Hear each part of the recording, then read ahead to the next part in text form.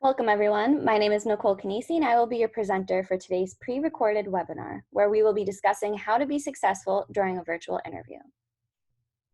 So let's get started by first covering the basics of conducting an interview virtually. For the most part, there are two different virtual interview types that you will encounter: phone interviews and video interviews. A phone interviewer is a very popular first step in the screening process that can then be followed up with either an in-person interview or a video interview. Phone interviews can be a one-on-one experience with either a human resource rep or a hiring manager. However, don't be surprised if your phone interview turns into a conference call with multiple team members. Video interviews are conducted online via a webcam. These kinds of interviews can happen live, where you can interact and hear an HR rep or hiring manager on the other side of the screen.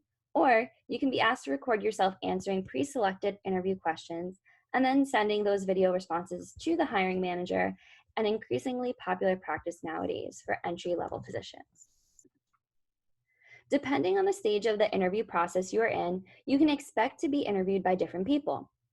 For an example, during an initial phone interview, it's not uncommon to only be interviewed by an external recruiter or internal HR rep. Once you have further advanced in the interview process, you can expect to be interviewed by the hiring manager or potential coworkers. Now let's talk about how you can best prepare for a virtual interview.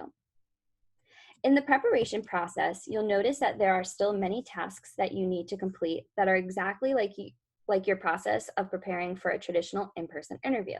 For an example, you still need to research the company, practice common interview questions, study your resume, and analyze the job description. You may also want to practice some answers for the three most common questions. And those questions would be, tell me about yourself. What is your greatest strength? And what is one of your weaknesses? With that being said, you may want to also practice, how are you working to improve on that weakness? You're also going to want to come up with a minimum of 6 potential questions to ask the interviewer. We'll discuss what those questions can be in a few slides. Now, distinct from the traditional interview, it will be your responsibility to find and reserve a room to take your call that is quiet, free of distractions, and offers your cellular carrier a strong connection. Remember to fully charge your phone, turn up the call notification volume so that you can hear your phone when it rings, set up a professional voicemail in case you do miss that call, and mute all other notifications. For both your phone and video interview, be sure to have on hand your resume, cover letter, and notepad and pen. For a video interview, set up your laptop in a room that is quiet, properly lit, and free of distractions. Remember to charge your laptop ahead of time and print out your resume to avoid having to navigate away from the video conference on your screen to pull up a virtual copy. Additionally, lay out professional clothing prior to your interview and test the quality of your internet connection, audio, and video quality. Also important is to set up the computer in front of a wall with limited distractions and is on a fixed platform. You never want to hold the laptop on your lap when you're interviewing. Here we can see the proper way to set up a laptop for your interview. Your webcam should be at about the same height as your forehead, and you want your light source, whether that be from a lamp or sunlight from a window, to come from behind the computer, but never behind you. Now, the best thing you can do to prepare is to practice. The school offers you a free and very useful tool to help with this. It's called Big Interview. Big Interview allows you to both learn and practice interviewing skills. You can watch videos on common interview practices, and you're also able to record your answers to common interview questions and have your responses critiqued by a career advisor. To use this tool, visit feliciano.biginterview.com. Click register on the top right-hand side, use your MSU email to register, select the questions you wish to practice, and then feel free to email your video links to sbusinterview@montclair.edu. Now that you understand how to prepare, let's move on to what you can do during your virtual interview to really shine. When responding to questions, keep in mind the acronym STAR, S-T-A-R. Your response should have examples that set up a situation, mention the task you needed to complete, the action you took to complete it, and the successful results you produced.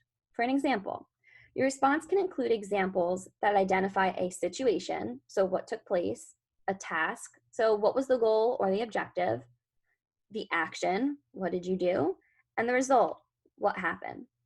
You can find some more examples within Big Interview in the Behavioral Basics video section. You want to remember to keep responses to questions at a reasonable length, so not too long and not too short.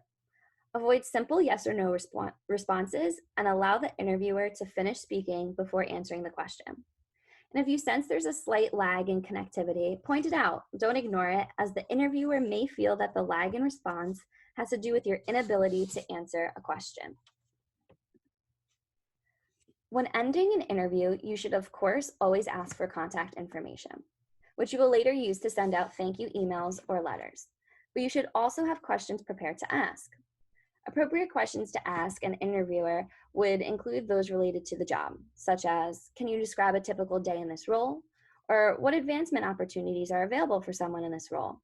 You can also ask about training and development opportunities, the company itself, the culture, the interviewer's personal perspective on the company, and the next steps in the process.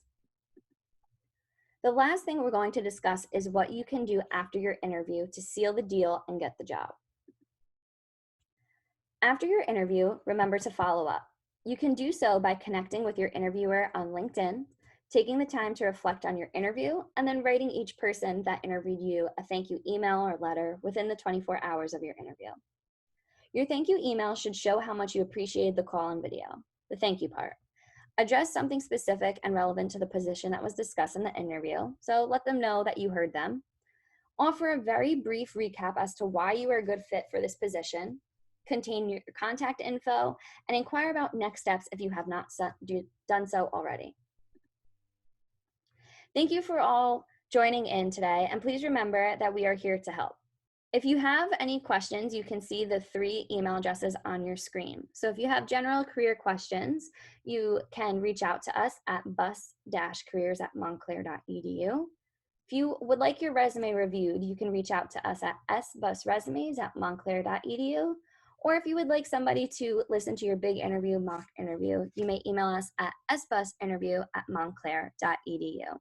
Feel free to also schedule an appointment with one of our career advisors through Hire Ad Hoc. Thank you so much, and be well.